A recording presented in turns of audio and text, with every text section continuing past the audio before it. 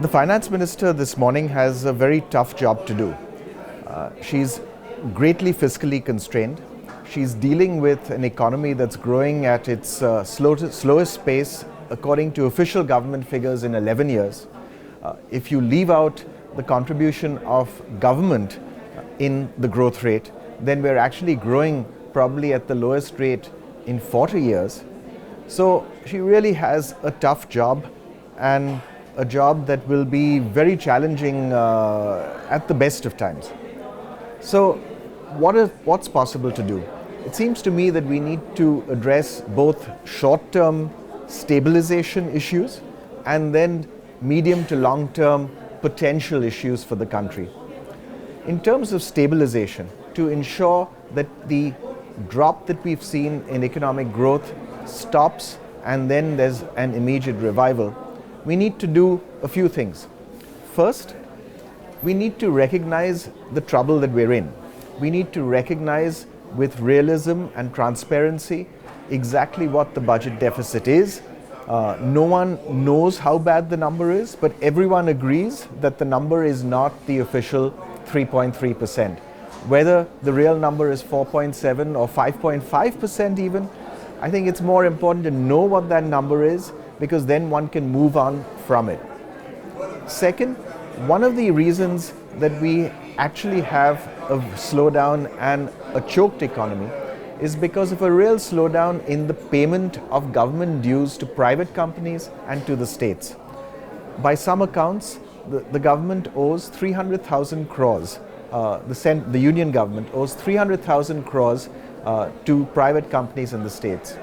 If those funds were released, it would be a stimulus like no other to the economy, and this would be an immediate stimulus with liquidity coming into the system. The second short-term measure is around the non-banking financial companies. Those companies have been struggling ever since ILFS ran into its troubles about 18 months ago. And the non-bank finance company troubles are really directly connected with troubles in the real estate sector and an overhang of unsold inventory of real estate, of housing that's available in many, many Indian metros. If we need to address again those issues in non-bank finance companies, looking at whether there are solvency issues, there are liquidity issues, there are governance issues, and address them in a fundamental way such that we can get the construction sector moving again, and with it actually a lot of employment creation. To me, these are the two short-term priorities for the government.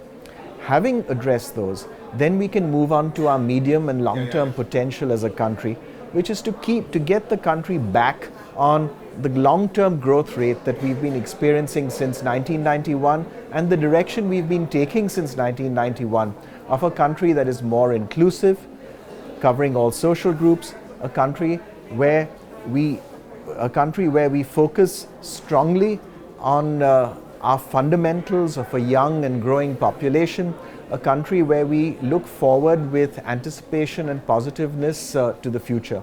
There are many areas which the economic survey that was published yesterday talk about in terms of labor-intensive manufacturing and the creation of export-oriented jobs there, of getting the government out of a range of sectors where intervention is damaging the economy, of relying on markets to a much greater extent. These are all the right things to do, and it would be very good to hear some reference in the budget to how one would start bringing about this shift to get us back to our medium to long-term potential as a country.